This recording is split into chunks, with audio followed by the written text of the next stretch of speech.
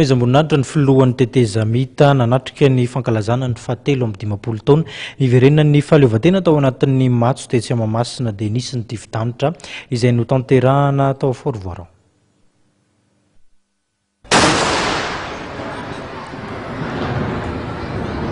Tifi Danitra 220 no tanterahana androany tetsy Forovoarao nentina nandraisana ny filohan'ny tetezamita amin'ny mahafilohampanjakana azy. Izy menga avy any an-trano ka hatramin'ny fahatongavany Mahamasina no anaovana ny Tifi Danitra. Koa zany 220 eko de canon. Ny antony nanaovana azy 220 vava satria 220 zany nisy ny voninahitra farany ambony. Zany vao miala izy avy any an-trano zany ny filohampanjakana dia mandeha ny premier coup.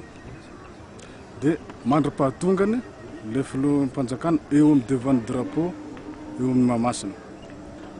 Calculiny arakaraka an'izay zany ny cadence ny tir. Ny génie armement tafika malagasy no nanatanteraka ity Tifi Danitra ity izay manana rahateo ireo olona nofanina manokana ao amin'izany.